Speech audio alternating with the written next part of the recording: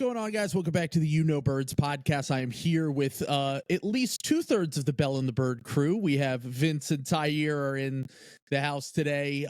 Just a little bit of housekeeping here. We will be officially transitioning the feed over to You Know Birds starting next week on the Eagles bye week as we roll through this season. So if you see and notice a difference on your feed, that is why. So just a quick update on that. But we got to get into this game because, oh my God, they did it again. They had us on the edge of our seat the entire time. And it felt like, to me, the thing that I took from this game was this is why I've been afraid of the Dallas game. And this is also why I'm never actually afraid of Dallas. Because it feels like I've been saying all year, they are a weird kind of matchup for the Eagles. They have a lot of game breakers on the defensive end. They have a talented quarterback who gets the ball out quick and can extend plays and could be a nightmare for the Eagles defense that has struggled against those kind of quarterbacks. But then at the end of this game, as the Eagles try to give the game away to them on two different occasions, they hang on at the end. So Tyre, why don't you start up top with your thoughts on yesterday's narrow victory against the Cowboys? I think I'm the youngest one out of the entire group, and I'm going to tell you right now, I'm too damn old for this shit. All right. I'm going to just put that out there right now. This game took 10 years off my life. Oh my gosh. This game should have been over on multiple occasions. And this team scares the hell out of me sometimes with the way they close games. But my God, I think the only reason why we really won was because of Dak Prescott's inadequacy. For some damn reason, somehow or some way, Dak Prescott screws his team over, including Mike McCarthy. I'm still amazed about how on a 2-point conversion, you somehow in some way don't have the awareness of knowing where the hell the out of bounds line is and how, but I think I saw Baldy put out a tweet yesterday. This game was literally a game of inches the entire game. And it was exciting. And I agree with you, Trill. Like, I was never one of those people that overlooked the Cowboys. But at the same time, I'm like, it's still the Cowboys. I'm going to figure somehow or some way how to screw themselves out of this. So in the beginning, even when we were down going into the half, I'm like, I'm not really too scared too much. And then when Fox showed that stat where when Jalen Hurts is trailing, he's first in the NFL in quarterback rating. But when Dak Prescott's trailing, he's last in the NFL in quarterback rating. And I'm like, oh, okay, well, this is encouraging. Now I feel a whole lot better. I wasn't worried about us coming back. I was just worried about us getting the lead and then sustaining that lead. For me, that's always been the Achilles heel of this team, especially on defense, being able to keep the opposing team down. But I think the defense held them to 6 points in the second half. Like, that's impressive. You can't come away from this game, not impressed, but also having years taken off your life. Yeah, keep in mind the worst red zone offense in the league, I believe, or at least bottom 5. The Cowboys showed again yesterday why that is the case. But coming out of this game, I mean, look, I think we feel good about the same things that we felt good about for most of this year. We feel, obviously, health-wise, Jalen doesn't look quite the same, but he's muscling through it. He's incredibly tough, making insane plays over and over, despite the situation, despite the offensive line not really playing up to the level that you're used to them playing at. And the one thing that I think that we had become accustomed to last year and into this year was their ability to kind of run the ball down the throat of the other team when they have a lead and sustain that lead and kind of have those back-breaking drives at the end of games. And yesterday, they had 2 chances to do that, and they were not able to pull it off. And they gave Dallas every chance. And you said it was a game of inches, not only on the conversion by Dak, but also on the touchdown that was not a touchdown by Ferguson on the goal line. Reed Blankenship holding strong on 4th down there. There were so many times that the Eagles tried to give this game away, especially on the defensive end. The penalties on the last drive, 50 seconds left, they get the ball at their own 15. They throw that pass up knowing that it has no chance to be completed, but they draw the DPI on Bradbury in that position. It's just kind of unforgivable from the Eagles to allow Dallas to hang around that long. And the fact that they escaped with the win is great, but I still feel the same way that I've kind of felt about the Dallas matchup in general. It's like they will beat themselves, but if you just let a good teams hang like this, I think it eventually does catch up to you. So Vince, coming out of yesterday, are you concerned with the I mean, I guess I'll ask you about two things. Are you concerned with the corner play, the secondary play in general, and are you concerned with the offensive play calling and how the Eagles were not able to kind of ice the game after they had basically a 2-touchdown lead in the fourth quarter?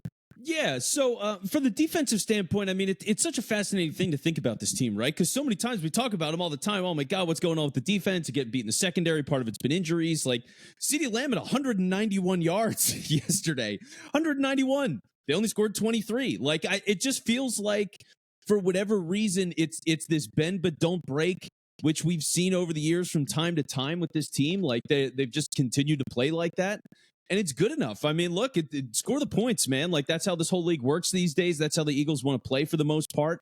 And I think the unfortunate thing is they haven't been able to get a big enough lead where like that downhill stuff really comes into play late. You know what I mean? Like running the clock out and sealing it like we're used to, like you were just talking about, and getting 5 sacks and forcing bad picks and all that kind of stuff. Like everything has allowed people to be in it late, but also it doesn't lead to that same kind of sloppy play. So I just, for the most part, they're playing pretty well. They're not having like massive back-breaking penalties all the time. So I credit them for everything they've been able to do to this point, as weird as it looks.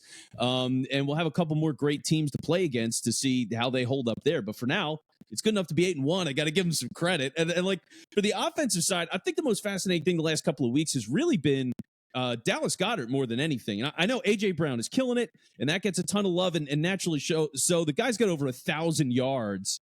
And I mean, we're only 10 weeks into the year. So like, or 9 weeks into the year. So it's absolutely amazing what he's done. You got to give him all the flowers too. But like over the last couple of weeks, since they had that I almost said St. Louis, but I didn't. When that Rams game happened and Dallas Goedert went off, I mean, since then, it's just like they throw him the ball more, or if they're not throwing him the ball all the time, they're just doing it at times where he is really effective. I mean, early in the game, he had that out route on a third down, had a great grab at the sideline to go and keep that in. Like they had a drag route where he went behind the line of scrimmage or went through traffic pretty much at the line of scrimmage, got open, got another couple yards late in the game. Like they're just figuring out how to use him more and do it consistently. And when you're adding that layer to things, it's definitely something they've missed.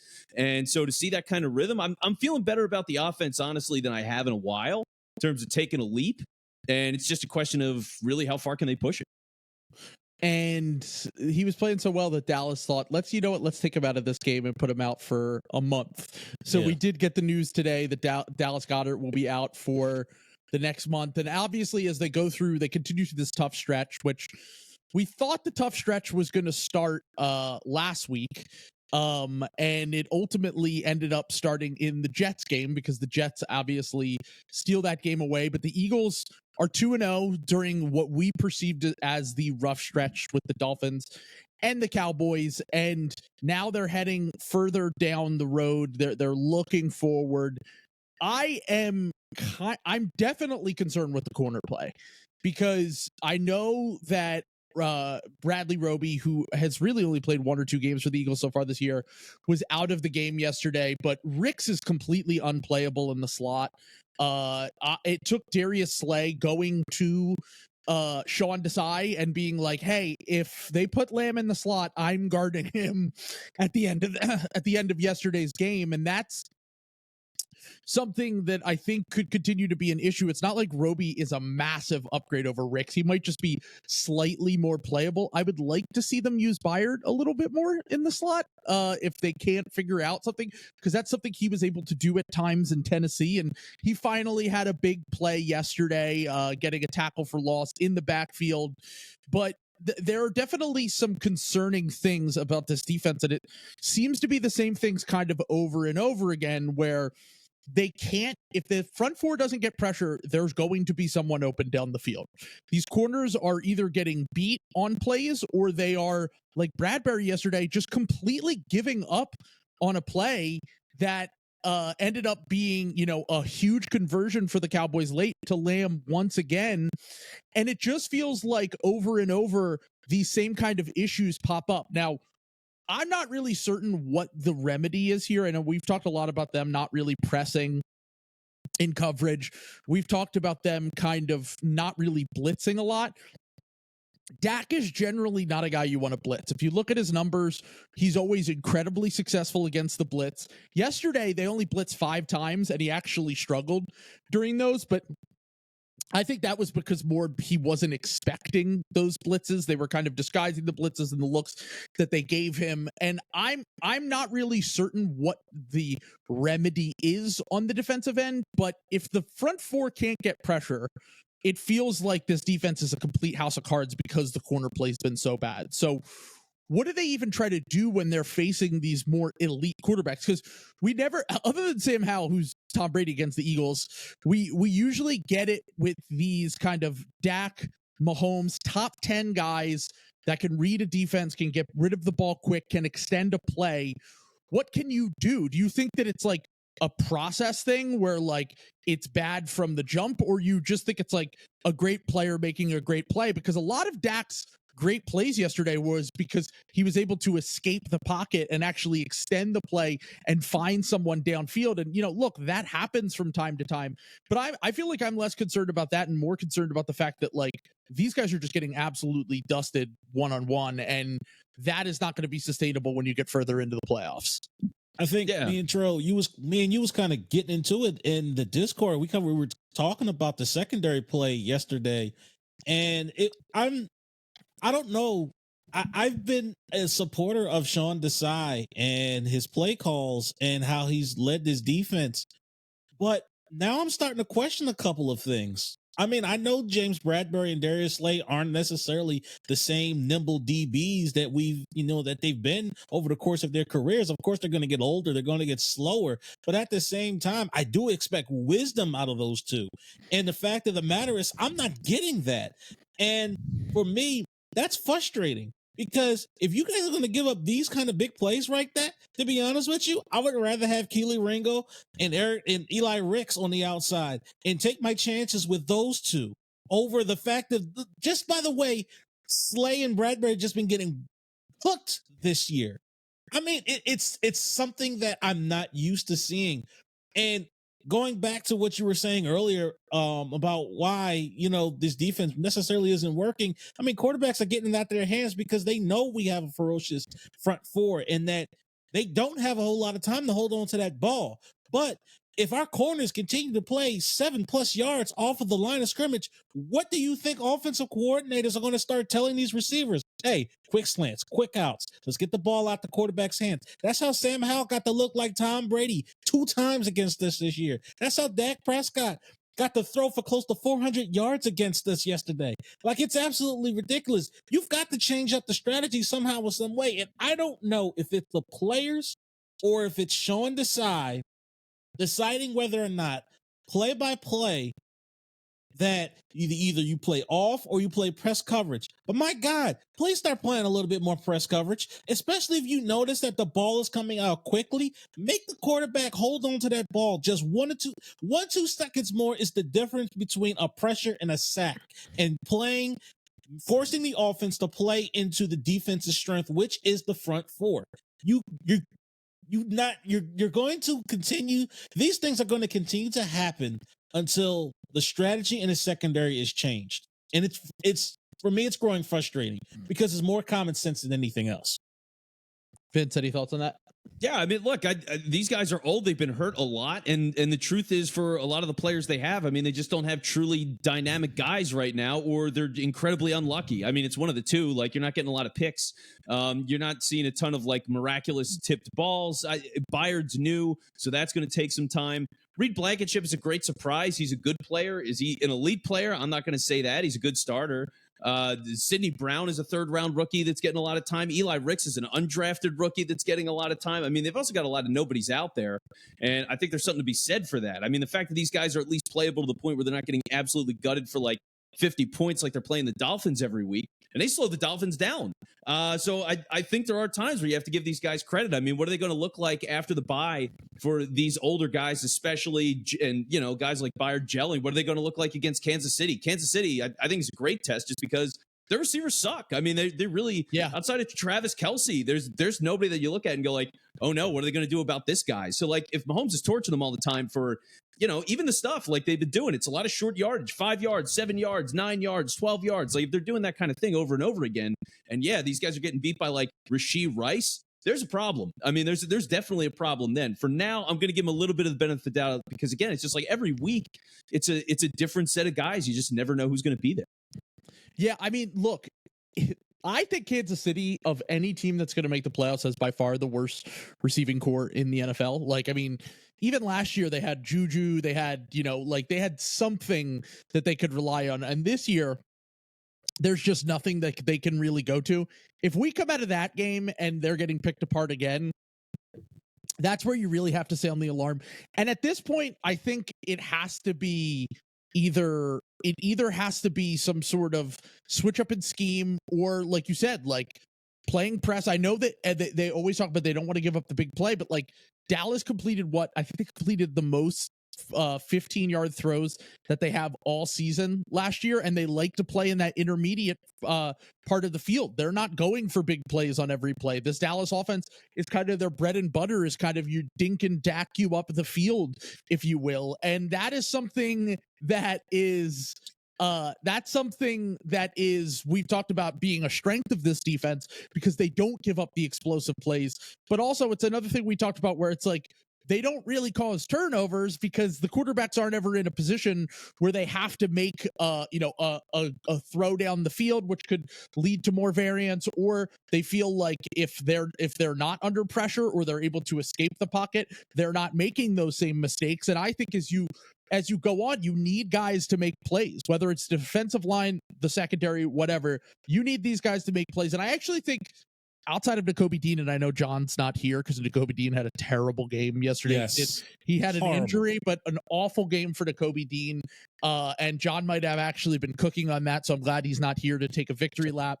But the thing that I've gotten out of this is I actually think the linebackers have played pretty well, all things considered, the last few weeks outside of Nakobe Dean, and I'm not really as concerned about that, despite the fact that they are kind of no-name type guys. It's really, to me, the secondary that needs to step it up, and if the front four can't send pressure, you got to figure out ways to get to the quarterback, because that's what this Fangio style of defense has always been built on, and that's something that we need to look at moving forward. Having said all this, I felt like the offense really hit their stride yesterday. It felt like a game where, obviously they started great with the touchdown drive, and then they kind of had to get it out of the mud a little bit in the middle of the game. But Jalen Hurts, that performance, we've been talking a lot about A.J. Brown being kind of the potential MVP candidate of this team. I think that Jalen very obviously threw his hat into the ring for the MVP conversation yesterday. He hasn't turned the ball over nearly as much over the last 2 or 3 weeks as he did prior to that.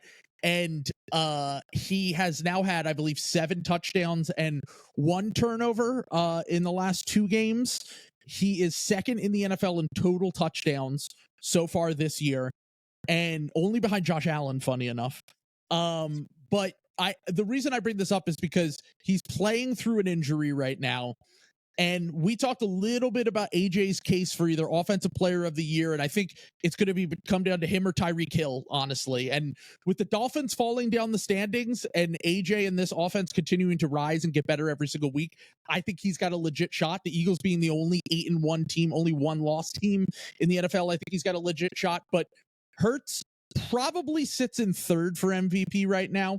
But I think statistically, it's hard for me coming from the NBA and being like an NBA first guy, because narrative matters a lot in these awards. Whereas in the NFL, they'll just give it to the best player 10 years in a row. They'll be like, we don't give a fuck about that. But do you guys think that Jalen has a legit case for MVP despite the turnovers? Because the guy just, say what you will about the sporting cast, say what you will about kind of the context that he's in, but like he just doesn't lose football games. And like that seems kind of important, especially when the guys ahead of him, Mahomes and Lamar haven't put up the touchdowns at the same rate as they usually do, and their teams actually have one more loss. Yeah, I mean, for me, look at Jalen Hurts, dude. Jalen Hurts is the franchise. He just is, top to bottom. All the players on this team, his connection with A.J. Brown and making that happen. They've brought in all sorts of guys from like Oklahoma and Alabama. They're people that he knows, that he trusts, that he likes, and they've done everything in his image. And look at this team now. I mean, the first drive of the game, what do? You convert 2 4th downs because you're able to sneak it, and it's not just the line, it's him. He can squat 600 pounds. Like, there's nothing this guy can't do. And what's really remarkable about this, and kind of funny when you go back and think about what his draft profile was and what some of the knocks were on this guy, he's an immaculate deep ball thrower. I mean, he's one of the best deep ball throwers you can find, and he does that all the time. I mean, that throw to Devontae yesterday was insane. Beautiful. 100%. It was a crazy pass. It was a crazy catch. Like, it took 2 superstars to make that play, and they both made it. And for them to be able to do that kind of thing again and again and again, I mean, it's different this year because, like, he's not doing as much of the read option stuff and taking it himself, although it was kind of driving us crazy how much he was running early. He's not doing that as much now, so it's a little bit different. But, like, everybody last year was just like, we don't believe this. The team's too good around him. That was the whole conversation. It's like, how good is Jalen Hurts really? He goes through this whole offseason after losing the Super Bowl, playing great in the Super Bowl, losing it, but then national deals on the front of magazines. He's in the Hulu ads. He's got all the notoriety and star power that's around him now. It's like, it's the public's way of saying, like, we recognize this guy is probably not a fluke.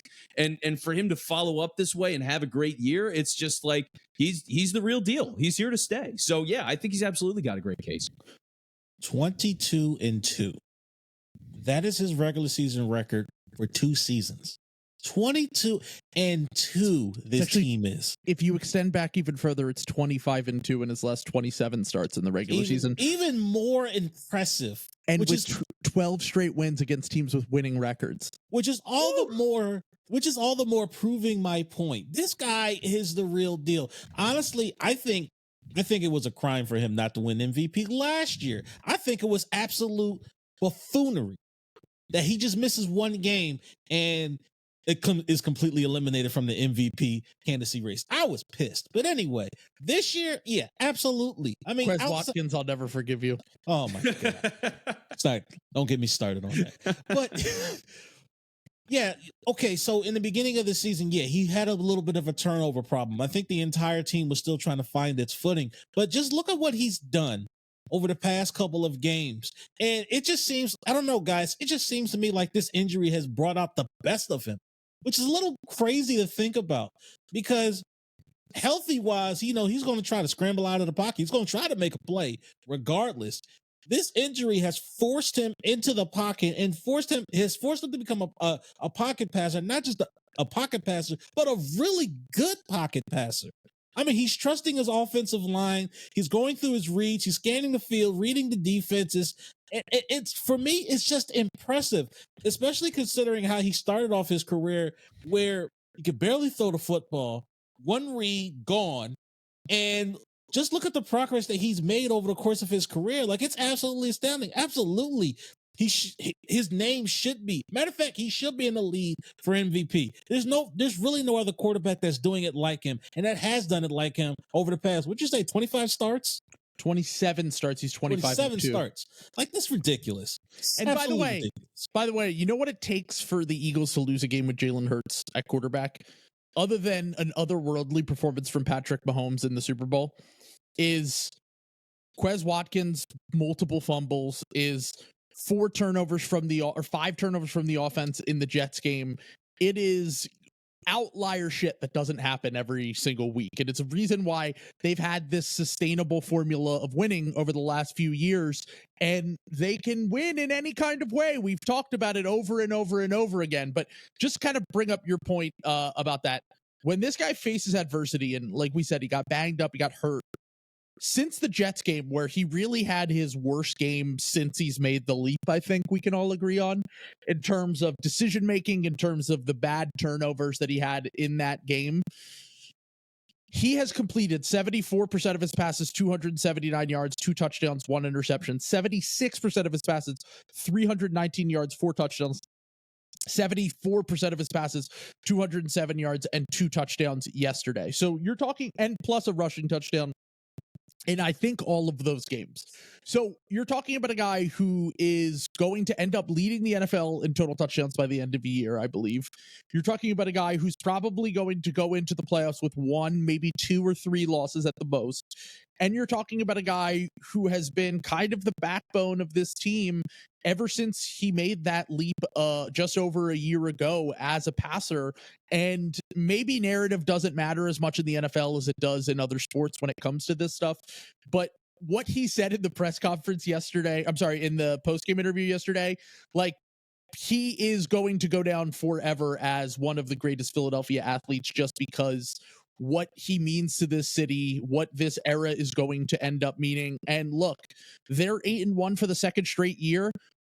I'm not trying to jinx it, but of those teams, there's never been a team that started seasons 8-1 back-to-back years that has not gone on to win at least one Super Bowl. So that is the path that they are on. And as we've talked about the NFL being mid over and over, it was so funny because when the Eagles were losing yesterday, I was in group chats with people and they were saying, are the Eagles frauds? What's happening? Blah, blah, blah. And I said, look, the Eagles might be frauds, but it doesn't even fucking matter because the rest of the NFL is fraudulent as hell this year. They're not as good as they were last year. It shows in the numbers, but I don't think that matters. I've said it over and over. Like, there's no one in the NFC that should really give this team a run for its money. I think I've said all year, I think Dallas and the 49ers have the best chance, obviously, because of their top end talent and kind of the challenges that they present for the Eagles. But look, the road to the 1 seed is right in front of you.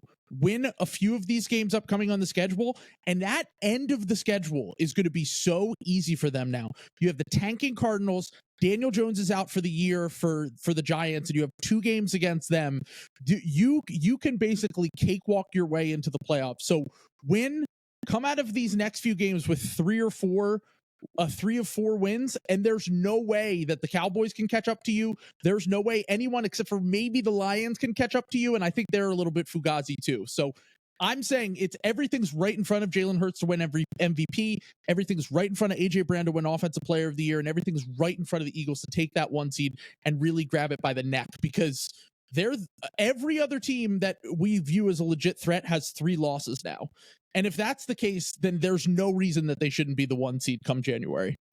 Yeah, and their biggest problem now, I mean, it's been injuries, right? So even like you said, with Goddard being out for a couple of weeks and all the stuff in the secondary, all the different injuries they've had, I mean, for the most part, they're fine. I mean, they're really, like, they're going to be totally fine. You're not losing any major players to this point. So to be able to get to this stage where your record's this good and you're hitting the bye, this is what it's all about. So, like, the opportunity is completely there. It's just a question of how healthy can you be. And going back just a little bit too to like Jalen Hurts and his health and what it looks like. I mean, it is really cool because I do remember that point when it was like 04, 05, the Eagles are in that killer run that they had then with Jim Johnson and Reed and all those guys.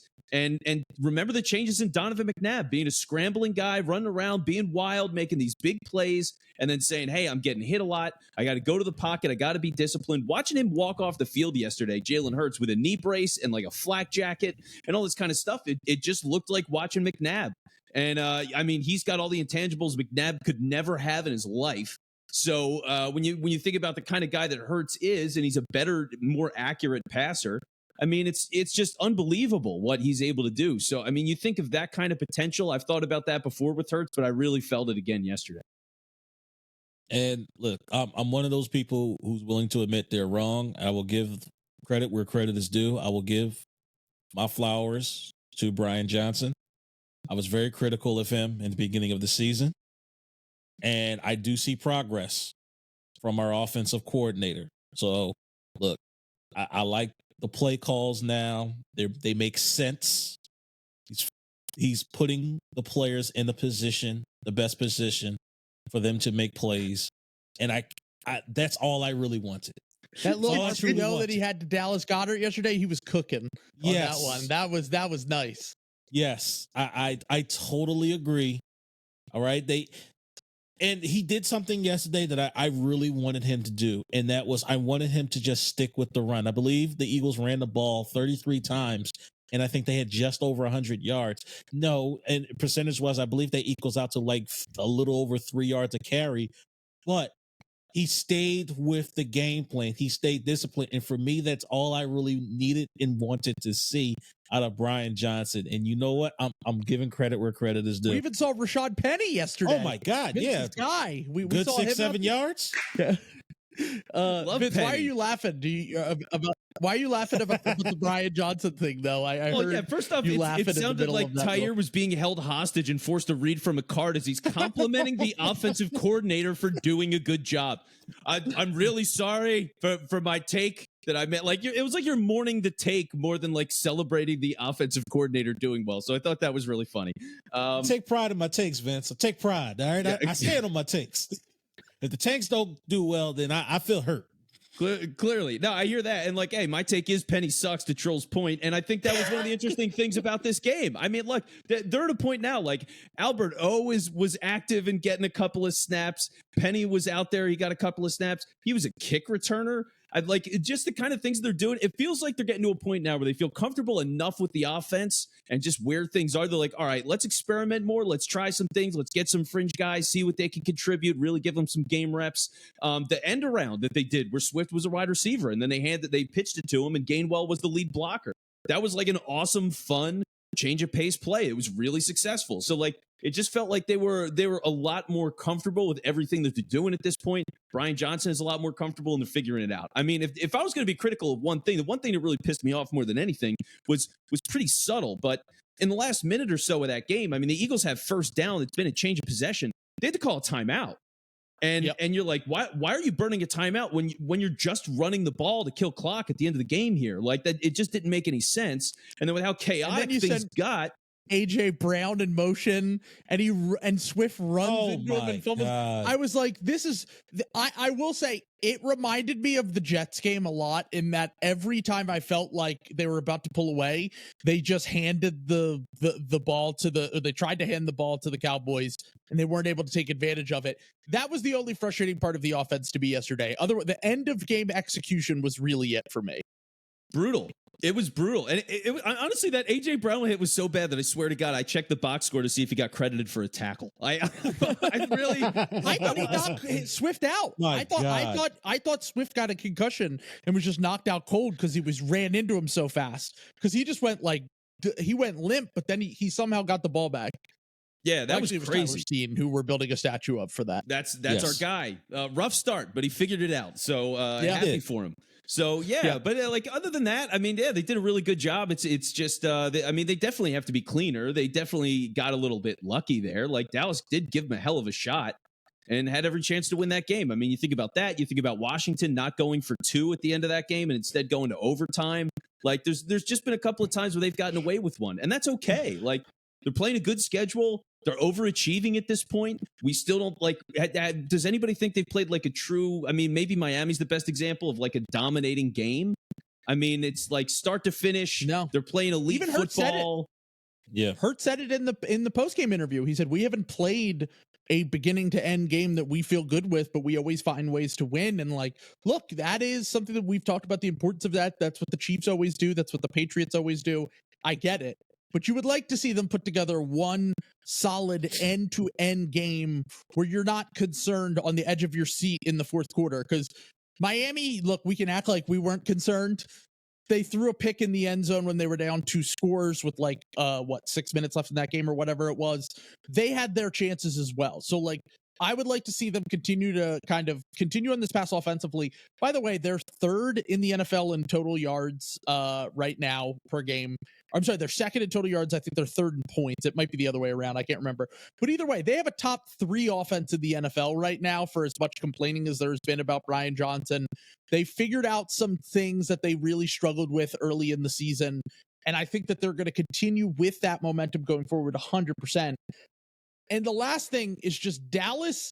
That game was so important for Dallas. I know it's easy for it's easy for me to say as an Eagles fan, like it wasn't as important for the Eagles as it was for Dallas, but it was way more important. One, this fucking team, they hype up the Cowboys game, or they hype up the 49ers game. They spend all fucking offseason talking about it. They're talking about it before they even fucking play the Arizona Cardinals and fumble that game. they're talking up the 49ers game. They're saying going into 49ers week, all due respect to the Eagles, we don't view them in the same category as us.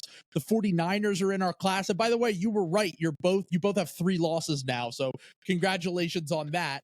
But that, and then also on top of that, the smugness, the arrogance of this team. Last week, they're front running. They're destroying the Rams. And on the sidelines, Parsons is saying, you know who's next week. You know who's next week. We got to get up for next week. And for the second time in a month, you go in against a team you've been hyping up and you lose the fucking game because of mental mistakes down the stretch. This team, like, as much talent and as much of a mismatch as they can be for the Eagles, in a game that was basically must win for them, if they want to win the NFC East, they've got to win out now and hope the Eagles lose multiple games. Like they're not in a position where they can really catch the Eagles now unless there's some sort of disaster for the Eagles down the stretch. So like the fact that they are such front runners, the fact that they talk all this shit, they walk around with their chests out, and then they fumble the game after getting blown out by the 49ers, they're a joke, dude. Like, this is why I'll never take Mike McCarthy seriously. And as great as Dak played all day yesterday, he had 3 chances to win the game, and he fucking blew it. They're just a joke of an organization. Yeah. I just still find it funny how Micah Parsons, like, really tried to get Cowboys fans to take over the link. Are you out of your fucking mind? Are you kidding? No. We will never see that in our lifetimes, ever. Are you kidding me? And even if you did take over the link, does it matter? Does it really matter? Because somehow or some way, you guys always fumble the bag when it comes against winning teams. Dak Prescott's record, I forget it off the top of my head, but it is not good the last couple of seasons against winning teams with a winning percentage. Yes, the Cowboys blow out teams that they're supposed to beat, teams that are 500 or below. That's what they do. They just blow them out. Everybody hypes them up, and they look good. Then when they go up against the big teams in the NFL, the big dogs, now you want to look like little dogs. You want to look like little puppies, little poodles. Y'all want to act like what are those little? Y'all want to act like little chihuahuas. Yep. Like I don't take the Cowboys seriously anymore, and I think that's kind of one of the reasons why. Like usually I'm trash talking Cowboys fans going into Cowboys week. I didn't feel like trash talking this week. Now one Cowboy fan, a friend of mine, did call me out. He called me out the day of Sunday, so I had to get him back after the game. But I usually don't trash talk Cowboys fans because it's not worth it to me anymore. Honestly, it's beneath me. It truly is. Like it is beneath me to talk trash about the Cowboys anymore. It truly is. Like I don't care anymore. All right, just go ahead, go in your little corner, go ahead and bark. Push come to shove, I can always just put you back in your place. Just stop. Now I know how the rest of the NBA feels about the Sixers. Truly. They are the NFL Sixers.